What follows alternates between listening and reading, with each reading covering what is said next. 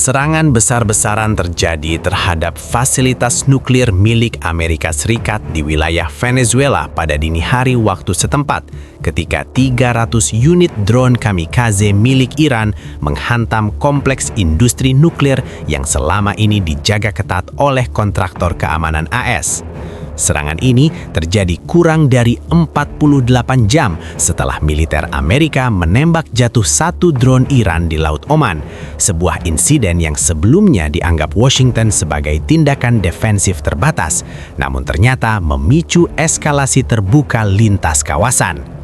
Menurut berbagai sumber keamanan regional, drone-drone tersebut datang secara bergelombang dari beberapa arah sekaligus, menargetkan reaktor pendukung, pusat kontrol listrik, fasilitas pendingin, dan gudang penyimpanan material sensitif.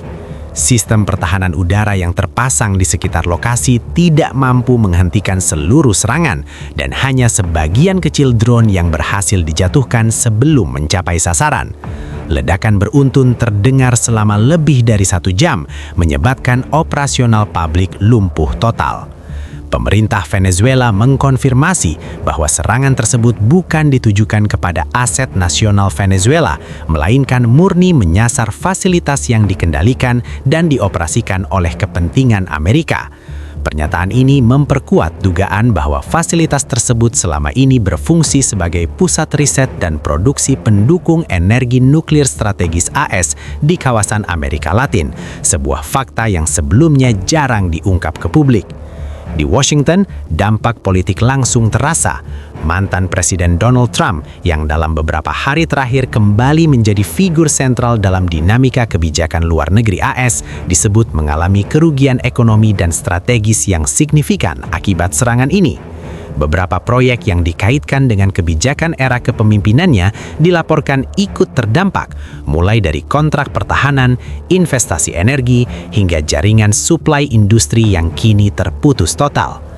Pejabat pertahanan Amerika mengakui bahwa serangan ini tidak berdiri sendiri, melainkan merupakan bagian dari respons terukur Iran atas insiden di Laut Oman.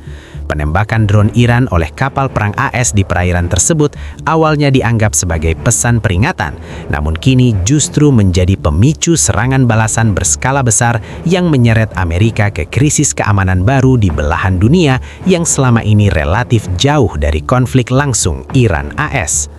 Situasi di sekitar fasilitas nuklir Venezuela saat ini masih ditutup total.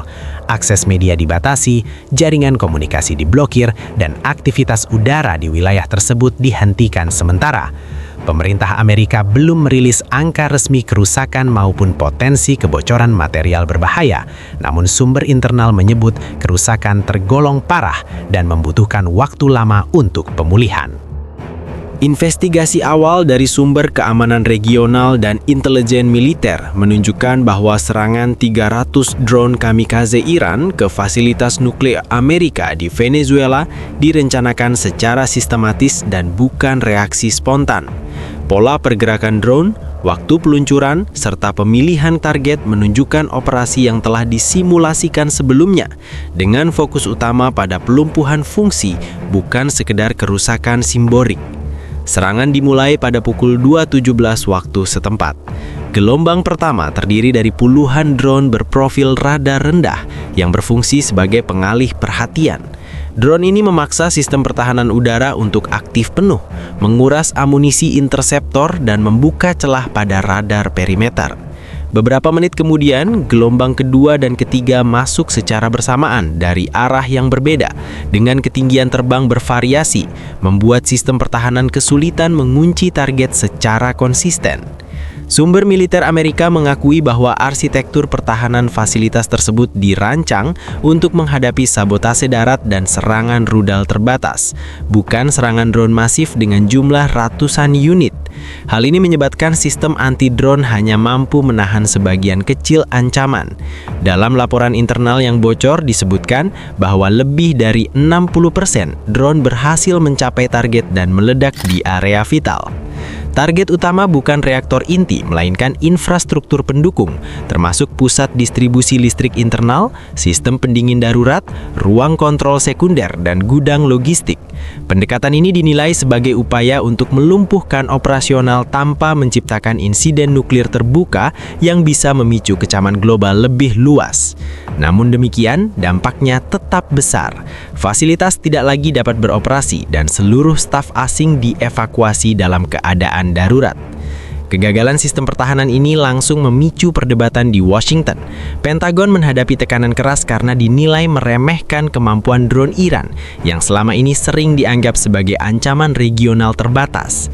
Fakta bahwa Iran mampu mengoordinasikan serangan presisi di Amerika Latin menjadi pukulan serius bagi reputasi pertahanan global Amerika Serikat.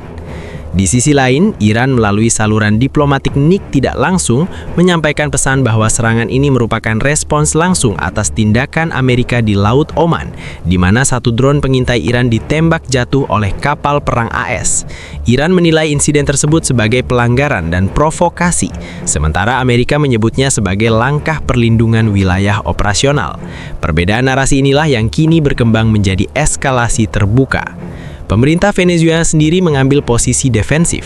Otoritas Caracas menegaskan bahwa mereka tidak terlibat dalam pengoperasian fasilitas nuklir tersebut dan menyatakan bahwa keberadaan instalasi strategis asing di wilayahnya kini menjadi ancaman keamanan nasional. Pernyataan ini memunculkan spekulasi baru mengenai status legal dan politik fasilitas nuklir Amerika yang selama ini beroperasi relatif tertutup. Dampak ekonomi mulai terasa hanya beberapa jam setelah serangan. Pasar energi bereaksi negatif, nilai investasi yang terkait dengan proyek nuklir dan pertahanan Amerika di kawasan langsung tertekan, dan beberapa kontraktor besar menghentikan sementara operasional mereka. Nama Donald Trump kembali mencuat karena sejumlah kebijakan dan proyek yang berkaitan dengan era kepemimpinannya disebut-sebut ikut berkontribusi pada kerentanan fasilitas tersebut. Kerugian finansial dan reputasi yang muncul kini menjadi beban politik baru, terutama di tengah situasi domestik Amerika yang belum stabil. Serangan terhadap fasilitas nuklir Amerika di Venezuela segera memicu reaksi berantai di tingkat internasional. Dalam hitungan jam, isu ini bergeser dari laporan keamanan regional menjadi krisis politik global. Negara-negara besar, termasuk sekutu dekat Amerika, mulai mempertanyakan eskalasi yang dinilai tidak terkendali dan resiko lanjutan yang dapat muncul dari konflik lintas kawasan ini.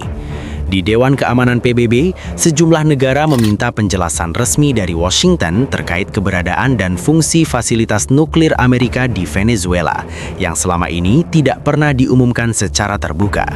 Pertanyaan utama bukan hanya soal serangan Iran, tetapi mengapa fasilitas strategis semacam itu ditempatkan di wilayah yang secara geopolitik sensitif dan memiliki sejarah hubungan tegang dengan Amerika Serikat.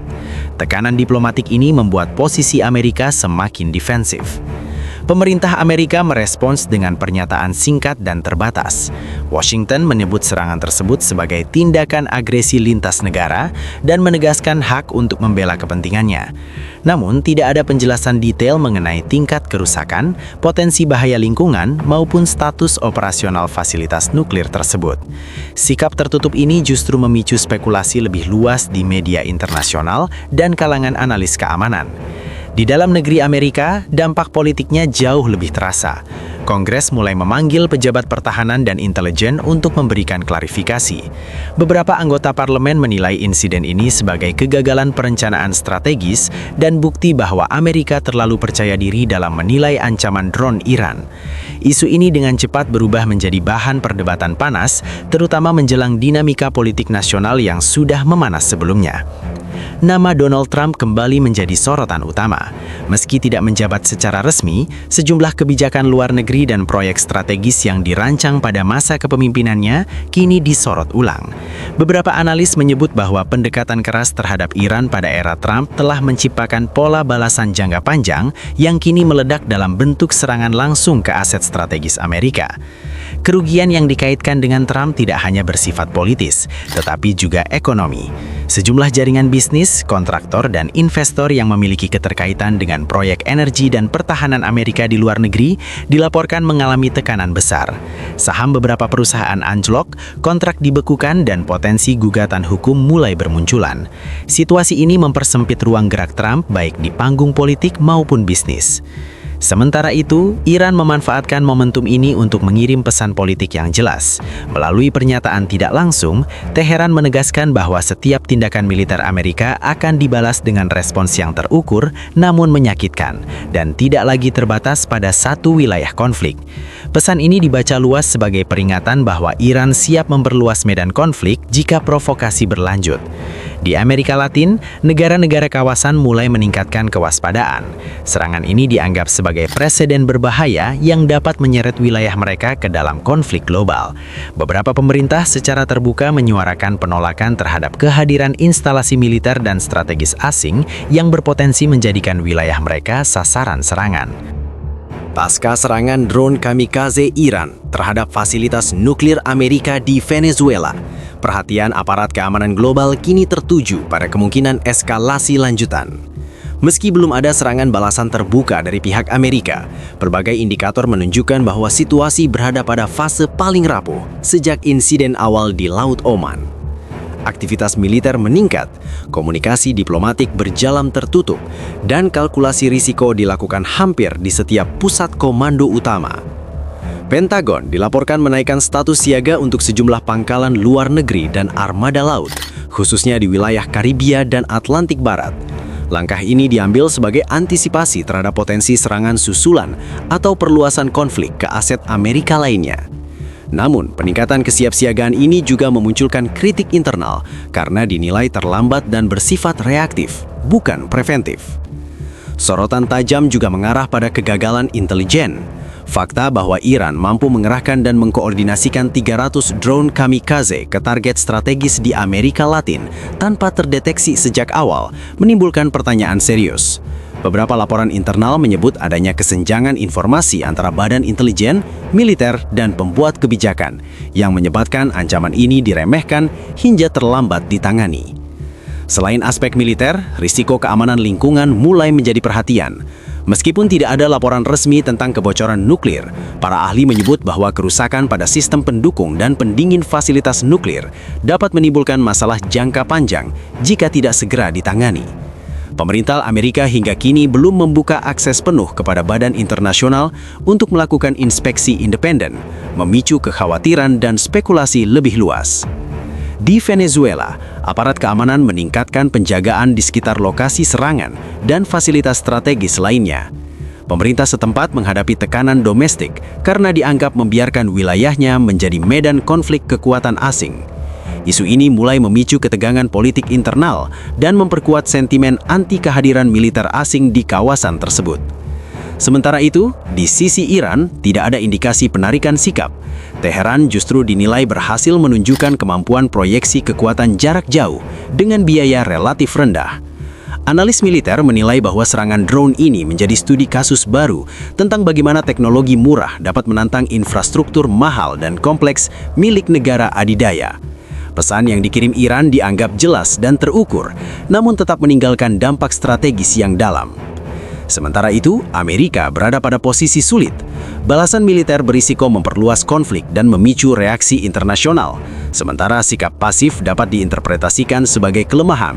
Di tengah dilema ini, tekanan politik, ekonomi, dan keamanan terus menumpuk, termasuk dampak lanjutan terhadap figur Donald Trump yang namanya masih melekat pada kebijakan dan proyek strategis terkait.